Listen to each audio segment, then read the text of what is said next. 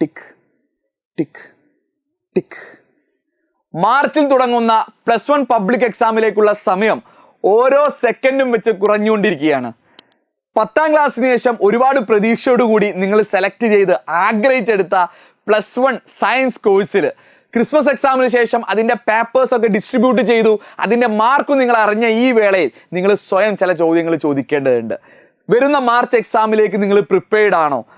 അതുപോലെ +2വിന് ശേഷം ഒക്കെ നിങ്ങൾക്ക് ഒരു ഗ്രേഡ് കാർഡ് കിട്ടും. ആ ഗ്രേഡ് കാർഡിൽ നിങ്ങൾ +1ൻ്റെ മാർക്ക് കൂടി കൂട്ടുന്നത് കൊണ്ട് തന്നെ എത്ര ശതമാനമാണ് നിങ്ങൾ +1ൽ ടാർഗറ്റ് ചെയ്യുന്നതിനെ പറ്റി കൃത്യമായി ധാരണ നിങ്ങൾക്ക് കിട്ടിയിട്ടുണ്ടോ? നിങ്ങൾക്ക് എത്രത്തോളം അച്ചീവ് ചെയ്യാൻ പറ്റും എന്നുള്ളത് സത്യത്തിൽ നിങ്ങൾ അറിഞ്ഞിരിക്കേണ്ട കാര്യം തന്നെയാണ്. പലരും ഇപ്പോഴും സംശയത്തോടാണ് കാണുന്നത്, സാർ എനിക്കൊരു 70എങ്കിലും കിട്ടുമോ, എനിക്കൊരു 80 നടക്കുമോ, 90 എന്നെ കൊണ്ട് നടക്കില്ല എന്ന് വരെ വിചാരിച്ച് നിൽക്കുന്നവരോട് വളരെ വളരെ കോൺഫിഡൻസിൽ, നിങ്ങൾ വിശ്വസിക്കില്ല എന്നറിയാം, എന്നാലും പറയാണ് മക്കളെ, 97% നിങ്ങൾക്ക് ഇപ്പോഴും ഡൂവബിൾ ആണ്.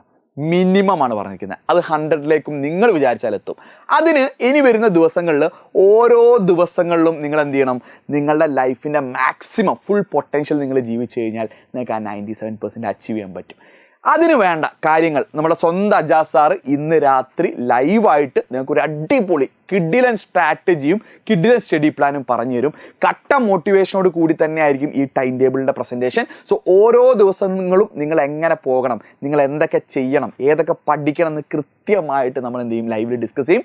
എല്ലാവരും ലൈവിൽ വരിക. ലൈവ് ലിങ്ക് താഴെ കമൻറ്റിലുണ്ട്. പോയി ലൈക്ക് അടിക്കുക, ഫ്രണ്ട്സിനെ അയച്ചു കൊടുക്കുക. നിർബന്ധമായിട്ട് നിങ്ങൾ പങ്കെടുക്കുമ്പം നിങ്ങളെ ഫ്രണ്ട്സിനെയും നിങ്ങൾ കൂട്ടിക്കൊണ്ടുവരാൻ മറക്കരുത്. സോ നമുക്ക് ലൈവിൽ കാണാം.